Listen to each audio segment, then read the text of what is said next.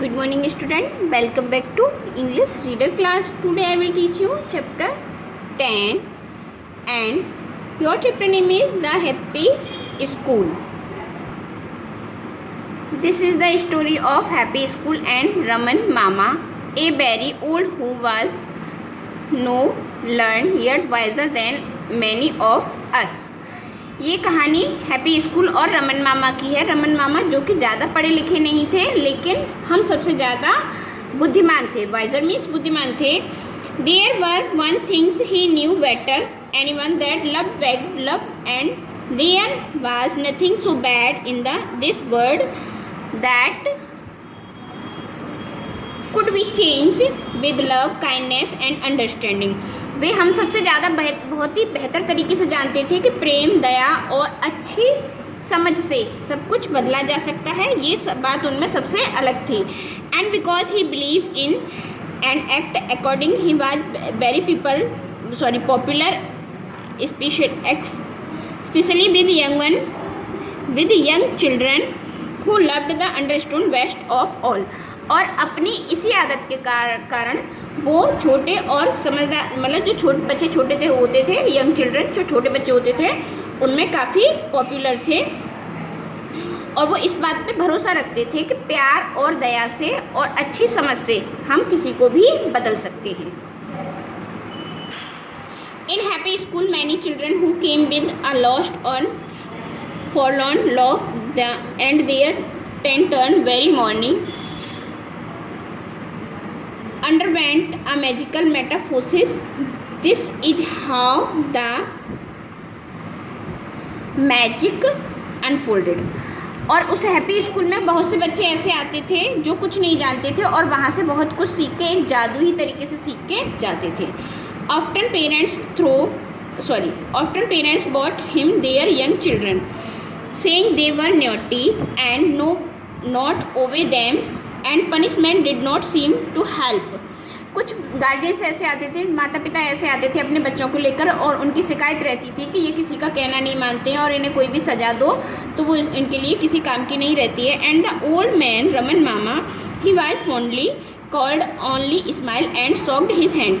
और जब जो ओल्ड रमन मामा उन्हें देखते थे तो अपना सर हिलाते थे और एक स्माइल के साथ कहते थे he would pick up the child. वो बच्चे को अपनी बाहों में उठाते थे and tickle him on her under the chin till the frown under turn into a smile. और उसकी ठोड़ी को पकड़कर अपने आप में स्माइल करते थे। Turning to the parents he would say, और माता पिता की तरफ देखकर वो कहते थे there are no naughty children in this world. ऐसा कौन सा बच्चा है फ्रेंड्स, वो कहते थे मित्र, संसार में ऐसा कौन सा बच्चा है जो कि शरारती नहीं है।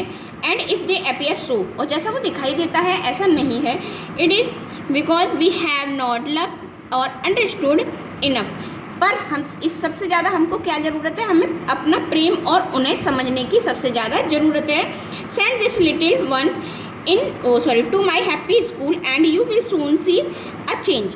अब आप ऐसा करो कि इस बच्चे को मेरे हैप्पी स्कूल में भेज दो और कुछ ही मतलब थोड़े समय बाद एक आप अलग ही परिवर्तन देखेंगे।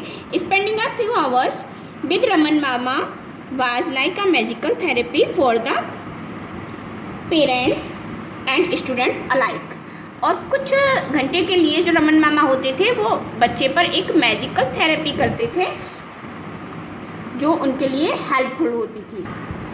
Now this happy school was no ordinary school. The strength of the school lay neither in a bricks building nor a many high quality teachers. अब ये आपका जो हैप्पी स्कूल था वो कोई आम स्कूलों की तरह नहीं था। ना तो इसकी बिल्डिंग काफ़ी खूबसूरत बनी हुई थी और ना ही इसमें ज़्यादा पढ़े लिखे टीचर थे। It did not even a popular building, लेकिन इसके बावजूद भी वो और ना ही इसकी कोई मतलब प्रसिद्ध इमारत थी। The shade of the big pipal tree was where the children learned all their lesson. यह एक ऐसा स्कूल था जो पीपल के पेड़ के नीचे था और सारे बच्चे यहीं पर अपना शिक्षा ग्रहण करते थे।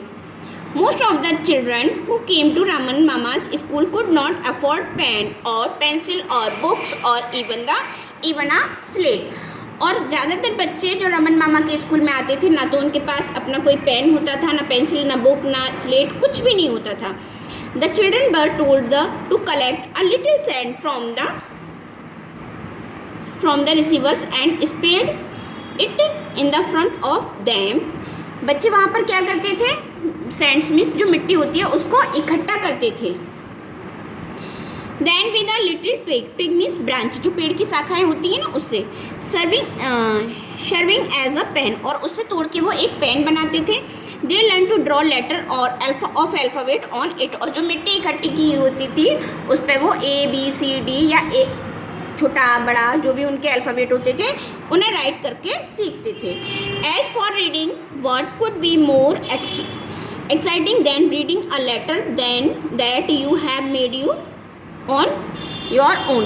और वो काफ़ी उत्साह के साथ अपने से अल्फ़ाबेट बनाते थे और सीखते थे. नेक्स्ट है geography wise learn making a large map of a countries on the sand. और उसी मिट्टी से एक बहुत बड़ा मैप बनाया जाता था, किसके लिए, जियोग्राफी पढ़ने के लिए. And then filling the mountains and hills with stone more of it. और वो जो पहाड़, छोटे छोटे पेबल्स या कंकड़ होते थे, उससे वो क्या बनाते थे, उस मैप में माउंटेन्स बनाते थे. The lake and the river had real water. और जो रियल का जो वाटर होता था, सच का जो पानी होता था, उससे वो क्या बनाते थे उस मैप में, रिवर, नदी और झीलें बनाते थे. Little clay model of animal and birds nested on the hills which were covered with a forest of small leafy twig. और जो छोटी क्ले होती थी, मिट्टी को इकट्ठा करके, गीली मिट्टी को इकट्ठा करके, उससे वो क्या करते थे, उनको जानवरों की, चिड़िया, पक्षी और उनके घोंसलों की शेप में और उस मैप में वो बनाते थे. इस तरीके से वो जियोग्राफी पढ़ते थे.